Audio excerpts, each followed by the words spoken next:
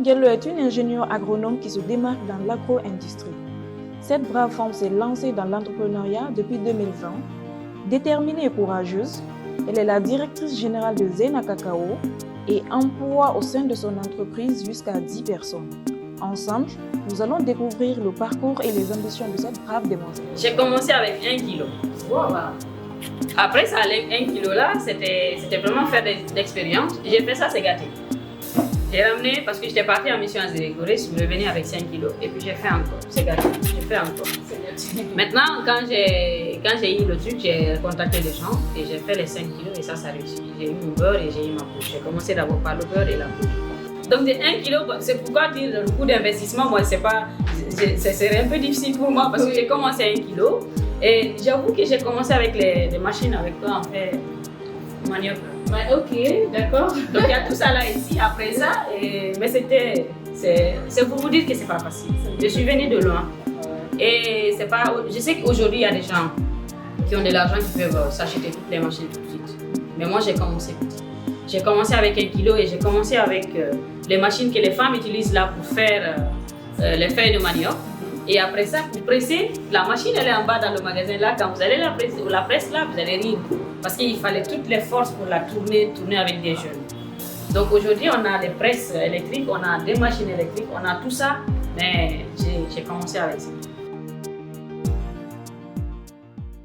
Bonjour chers internautes, bienvenue dans ce premier numéro de votre émission Bravoure. Une émission qui s'intéresse au quotidien des braves femmes de Guinée. Alors aujourd'hui, nous sommes venus à la rencontre d'une de ces braves femmes. Il s'agit bien sûr de mademoiselle Zena Diallo. Elle est la directrice générale de Zena Cacao. Ensemble, elle va nous parler d'elle et de son entreprise. Bonjour madame. Bonjour madame. Vous allez bien? Ça va, Dieu merci. Merci de nous recevoir chez vous. À moi de vous remercier. Alors madame, qu'est-ce que signifie Zena Cacao? Zena Cacao ici, c'est la marque. D'accord. C'est la marque des produits du chocolat Medellin. Oui. D'accord. Vous êtes femme entrepreneur. Parlez-nous des débuts de l'aventure. D'accord. Merci beaucoup, madame. Premièrement, d'abord, je dois me présenter. Je vais me présenter. Je suis Diallo Dienabou, mademoiselle Diallo Dienabou. Je suis ingénieure agronome, spécialiste de cacao, avec un master spécialisé dans le domaine du cacao depuis la Côte d'Ivoire. D'accord. Voilà, donc c'est de là l'idée est venue, vraiment de s'intéresser à la filière cacao guinéen. Voilà, donc depuis j'ai fini mon master, je suis rentrée en Guinée avec un projet de recherche que j'ai mené pour ici voir les potentiels qui existent dans le domaine du cacao en Guinée. Et effectivement, après l'étude, on a trouvé vraiment des potentiels énormes. Il faut vraiment exploiter. Oui. Voilà, donc après ça, on s'est dit, c'est quoi le truc? C'est vrai, la Guinée produit du cacao, mais pour mettre en valeur ça, il faut penser à la transformation. Et il n'y avait personne qui est intéressé à la transformation du cacao, personne n'en parle, personne ne connaît. Par contre, dans la sous-région, en Côte d'Ivoire, au Cameroun, au Ghana, les gens aujourd'hui ont avancé dans la transformation, ils font des chocolats, ils font tout là-bas. Donc pourquoi pas la Guinée? Pourquoi pas nous? Alors que nous avons des producteurs, nous avons un produit de qualité qui est le fève de cacao, pourquoi pas nous?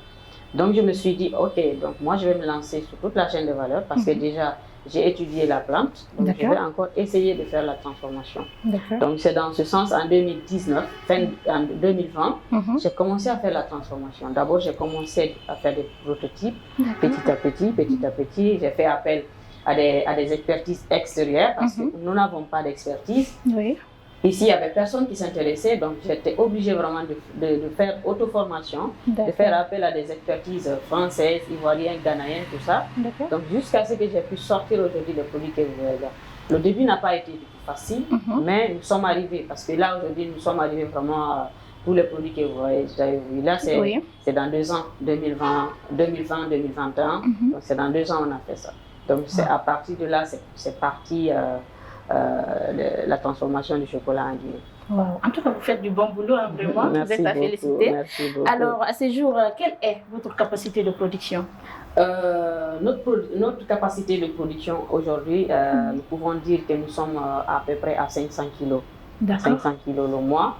Et malheureusement, on a fait à la veille du lancement, on a eu un souci, on a eu un incendie vraiment qui a ravasé toute la chaîne de production du chocolat. Et aujourd'hui, on est en train de la reconstituer. Donc actuellement, nous sommes un peu en pause au niveau du chocolat, mais quand même on a des produits qu'il faut revendre. Donc nous sommes à peu près à 500 kilos qu'on peut vraiment qu'on produit et qu'on transforme dans tout ce que vous avez vu. La chocolat, il y a les fèves, il y a le beurre de cacao, il y a les pralinés. Donc on a plus de 7 variétés de tablettes de chocolat et vraiment on envisage aller beaucoup plus loin. Donc on est en train de voir comment collaborer avec les pâtissiers qui utilisent tout ce qui est chocolat au lieu de prendre ailleurs et puis pourquoi pas prendre le chocolat nous. D'accord. Elle est Mademoiselle Zainab Diallo, elle évolue dans l'agro-industrie. Alors Mademoiselle Zainab, bien sûr après la production, il y a la vente.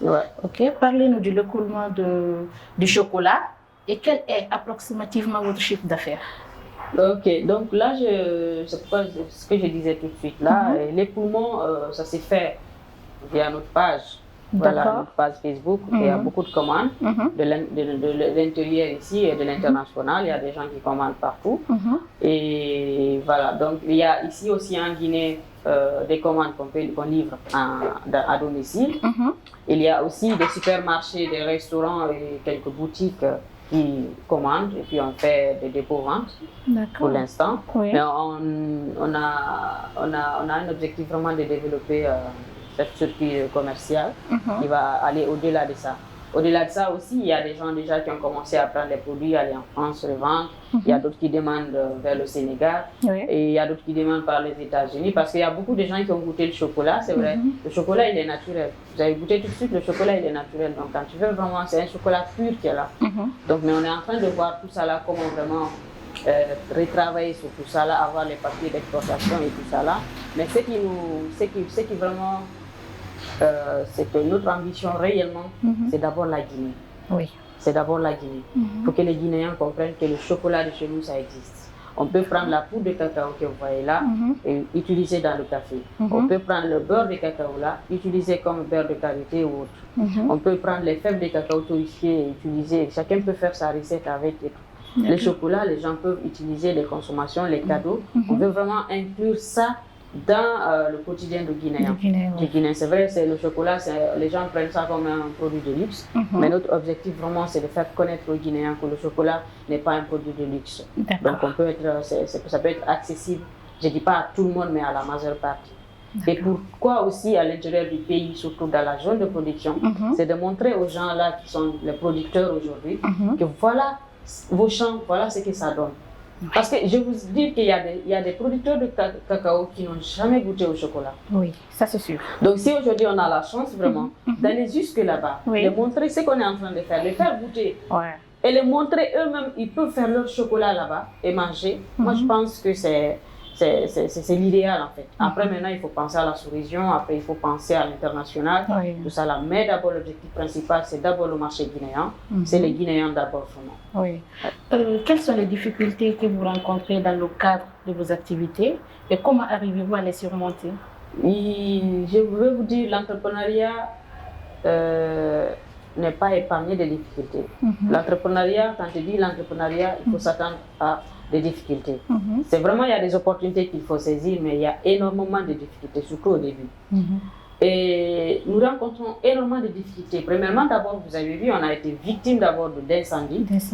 Donc, une des premières difficultés qu'on a aujourd'hui, c'est l'électricité.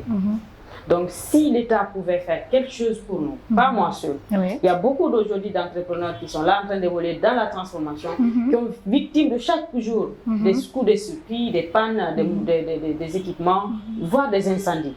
Donc, si l'État pouvait faire quelque chose pour que réellement on stabilise ça, ça allait nous aider. Parce que qui parle de la transformation aujourd'hui, le gouvernement ou tout le monde parle de la transformation des produits agricoles, mais on ne peut pas parler de la transformation des produits agricoles sans l'électricité. Ça, c'est vrai. Sans l'électricité. Donc ça, c'est une difficulté énorme qui est en train de nous fatiguer. Parce que nous, ici, vous avez vu les machines, tout est électrique. Deuxièmement aussi, nous avons ici le problème de main-d'œuvre. Main-d'œuvre, il y a des gens qui demandent, on veut travailler, mais il n'y a pas d'expertise. Oui. Personne ne maîtrise le tout, le domaine du chocolat. Et moi, le chocolat, je connais, j'ai étudié, je suis en train de me former. Donc l'objectif ici, vraiment, c'est de mettre des jeunes dames ou des jeunes à notre disposition. Et puis, on se forme ensemble, on les forme dans le métier du chocolat. Aussi, il y a le marché qui est là. Oui. Aujourd'hui, il y a des chocolats qui arrivent en Guinée. C'est vrai que nous, on ne peut pas dire actuellement on produit une quantité qu'il faut stopper l'exportation. Non. Mais en fait, la complexité du Guinéen fait que quand tu as un produit local, on te dit que non, c'est le chocolat made in Guinée. Tu dis, ah non, c'est fait en Guinée.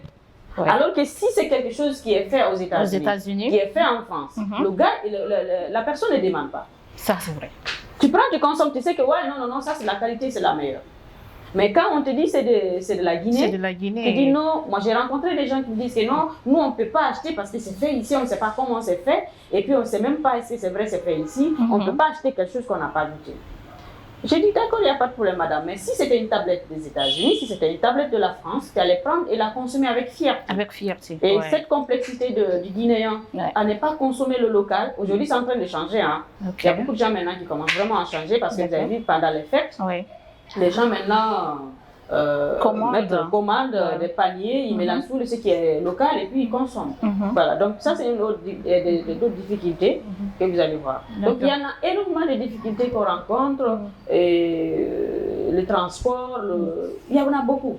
Mais que cela ne tient,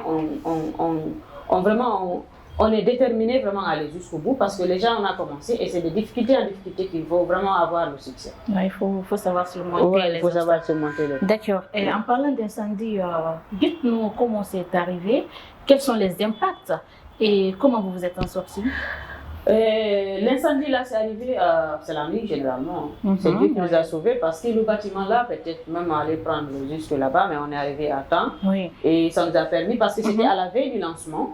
Donc ça, déjà on avait emballé tout ce qui vous allait, ça devrait partir au palais pour la journée du lancement et de dégustation. Donc ce qui a fait que tout ce que vous avez vu, ça a été sauvé en fait.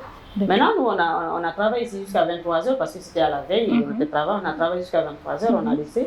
Il y avait d'autres machines ici qui étaient branchées parce qu'on avait des trucs à faire. Et le matin, la nuit, on nous dit que ça a pu faire. Heureusement, on est venu, on a pu calmer le truc. Et les machines, mais j'avoue que toute la chaîne de chocolat est partie. Toutes les machines de chocolat, là, c'est parti en fumée. C'est irrécupérable, donc on n'en parle plus. Et comment nous en sortons? Actuellement, encore jusqu'à là, c'est difficile. Comment c'est difficile? Parce que nous n'avons pas encore les machines. D'accord. Nous n'avons pas les machines. On est en train de se démerder vraiment pour trouver les machines et puis reconstituer la chaîne chocolat. Mais en attendant, nous pouvons faire la poudre et le beurre. Donc en attendant, nous produisons la poudre et le beurre, mais la chaîne chocolat, elle est en stand-by. Donc on est en train de voir comment commander les machines. Les machines aussi, il faut les commander, minimum il faut 60 jours. Ah bon? Bah, c'est commandé en Inde, c'est commandé aux États-Unis ou en France. Ça n'existe pas en Guinée. Donc même en France d'ailleurs, ça n'existe pas. C'est en Inde, c'est en Chine, c'est aux États-Unis. Il faut trouver les machines. Donc pas moins de 2 mois.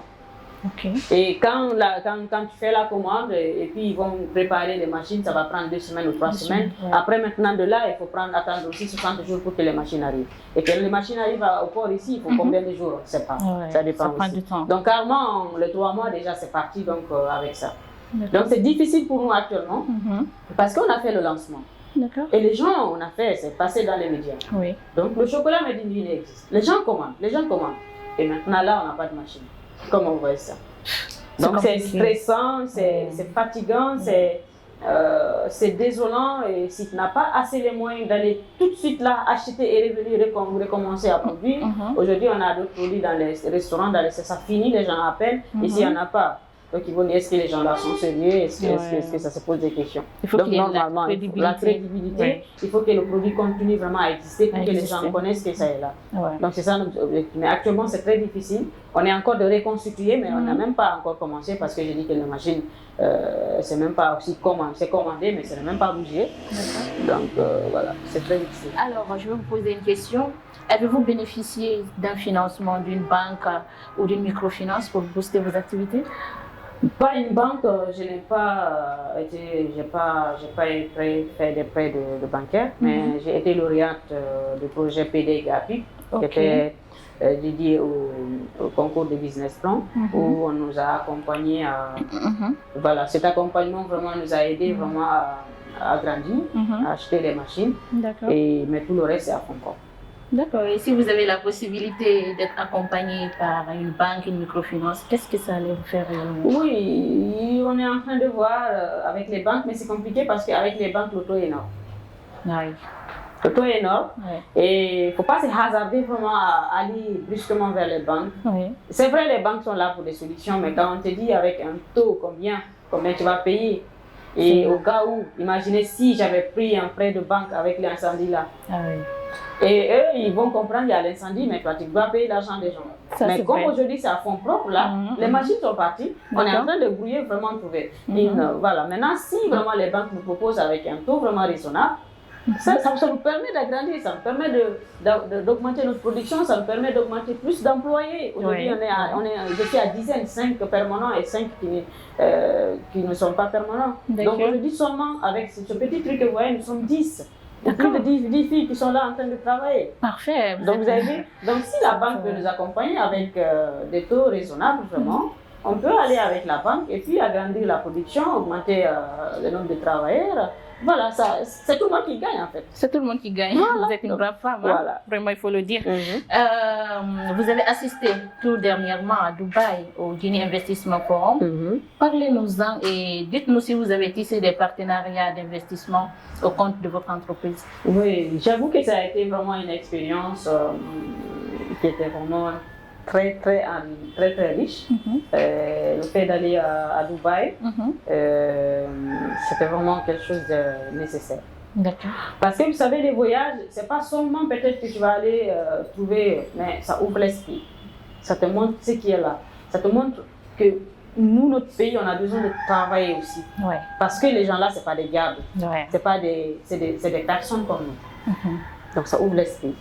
Donc nous sommes partis avec ce forum d'investissement qui est organisé par l'APIP. Vraiment, je remercie l'APIP pour cette opportunité. D'accord. De nous donner l'opportunité vraiment d'aller visiter un beau pays aussi comme ça. Et comme avoir, Dubaï, avoir la chance de visiter certains lieux et avoir des partenariats. Vraiment, j'avoue que c'était vraiment très intéressant. Et on a tissé des relations. On a rencontré des investisseurs qui étaient vraiment ébahis, qui se demandaient est-ce que c'est vrai? Ils ont vu les produits avec made in Guinée, avec des tablettes faites par comme une ça. femme. Ah oui, mais il s'est dit que est-ce que c'est vrai? Non, mais ça existe. Moi, je ne savais pas. Pourtant, il y avait même dans la délégation guinéenne des gens qui ne connaissaient pas que ça existait. Ils étaient ébahis.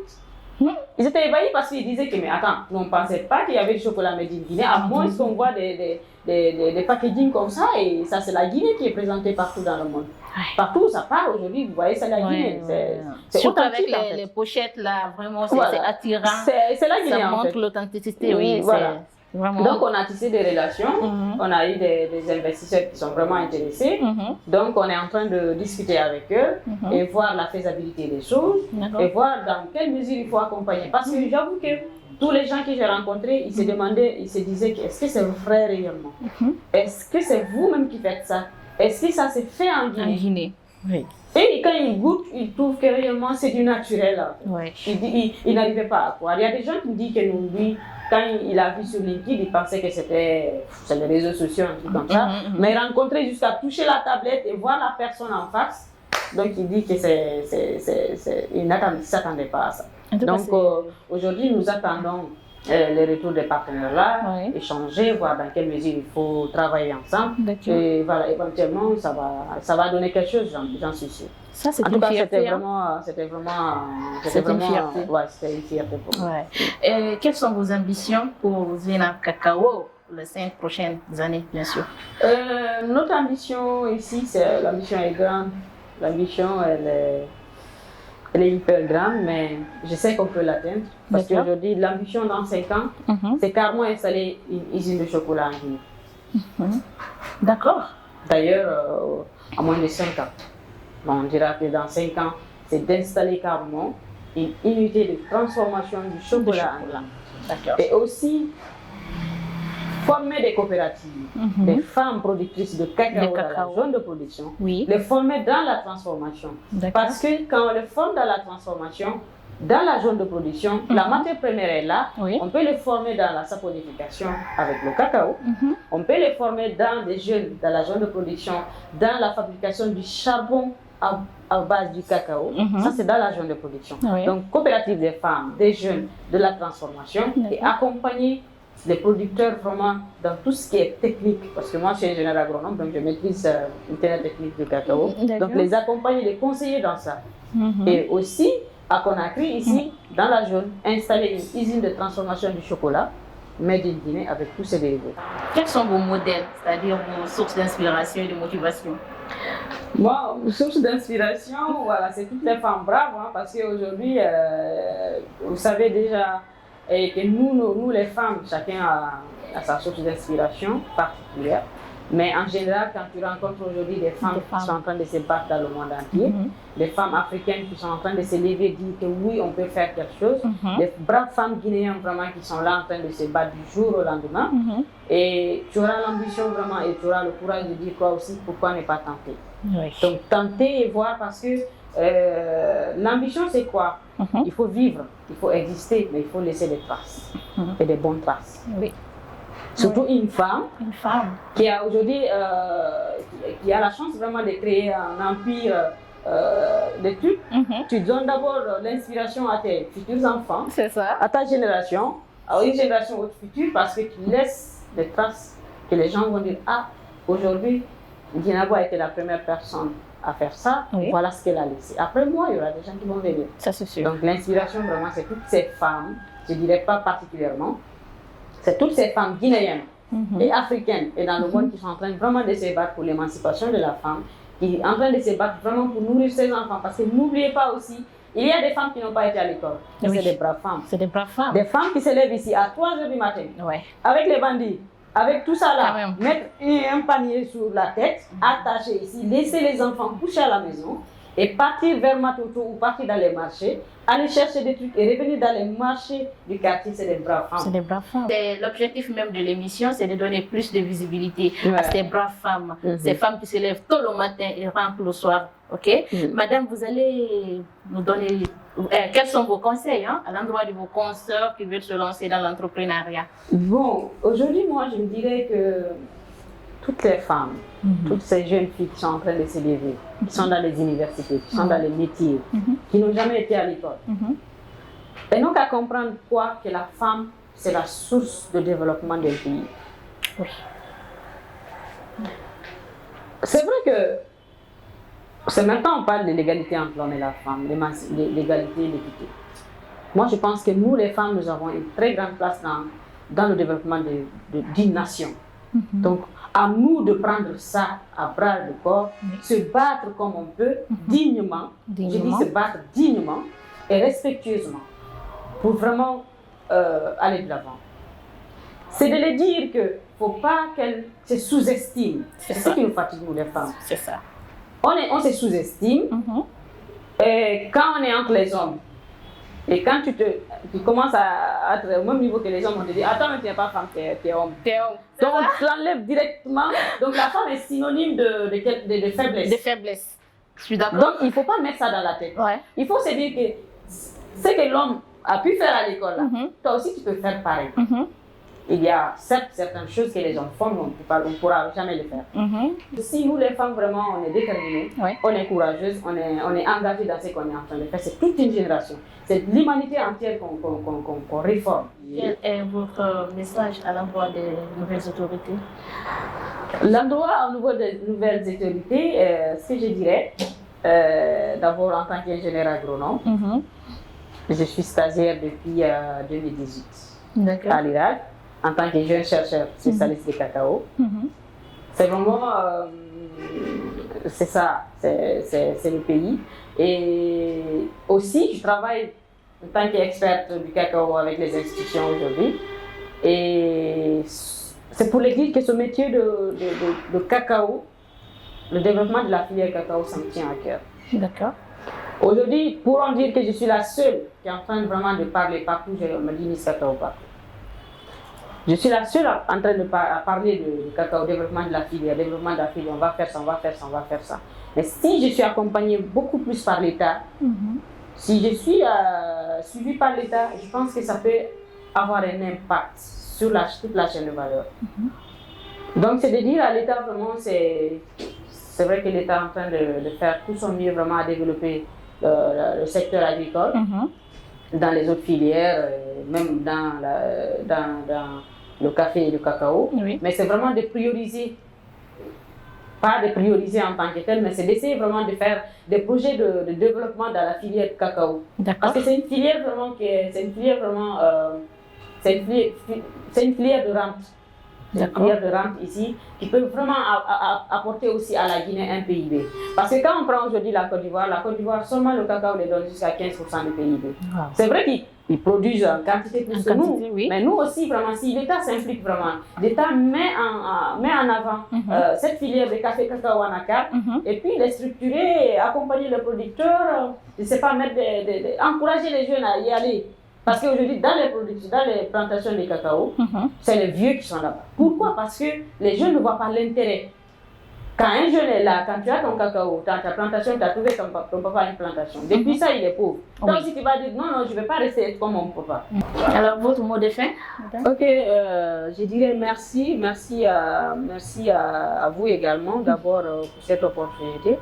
Et merci à toutes ces personnes qui sont de près ou de loin sont en train de nous accompagner, de nous féliciter, de nous encourager malgré les difficultés qu'on a. C'est vraiment de remercier ces personnes. Remercier aussi également tous ces gens qui ont cru à nous, qui ont cru à ce projet, qui même s'ils n'ont pas les moyens nécessaires directement là, qui ont vraiment l'ambition ou bien qui ont vraiment les envies de nous accompagner. Donc c'est de remercier tout un chacun, de remercier vraiment les partenaires. Parce qu'aujourd'hui, nous avons des partenaires français qui est L'Île d'Heureux de chocolat, qui est en France, un Français qui nous accompagne depuis le début d'ailleurs. Et nous avons aussi un chocolatier qui est l'Ivoirien de chocolaterie. Donc c'est de remercier toutes ces personnes-là vraiment qui sont là en train de nous accompagner pour la bonne marche de cette. Vraiment, j'encourage tout un chacun vraiment à entreprendre, à vraiment persévérer dans tout ce qu'il est en train de faire et de ne pas hésiter de projet, quelle que soit la banalité du projet, de ne pas hésiter, de vraiment d'avoir la confiance en soi et de prendre le courage et la patience. D'accord. Alors le courage, la patience, d'être persévérante et surtout d'avoir la confiance en soi. C'est avec ces mots que nous allons vous dire merci. Vous pouvez nous joindre sur les différentes plateformes, Facebook, LinkedIn, Twitter, également YouTube, en tapant simplement Vizuri Communication. Je vous dis grand merci. Au revoir. Prenez soin de vous.